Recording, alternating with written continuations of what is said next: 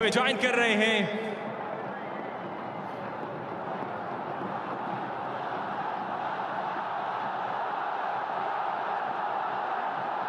मैं टीम से गुजारिश करूंगा कि आप लोग यहां पर स्टेज में मेरे साथ ही आ जाइए। बिल्कुल ठीक ठाक अल्हम्दुलिल्लाह। और इसी के साथ साथ we just moving ahead. Okay जी, so we are unveiling the kit everyone. ये देख सकते हैं आप लोग, finally the Pakistan team is wearing the wonderful kit, जो कि अब से कुछ ही दिनों में आप लोगों को हर मैदान में नजर आएगी, खेलों में नजर आएगी। And definitely you can see कि क्रिकेट के मैदान जो है वो सजने जा रहे हैं। And first of all we are having आप सबके प्यारे और हमारे सबके प्यारे हर दिल अजीज मोहम्मद रिजवान। एक बार पहले तो तालियां होनी चाहिए एवरीवन। अस्सलाम वालेकुम रिजवान, कैसे हैं आप? वालेकुम अस्सलाम, मैं ठीक ठाक, आप कैसे?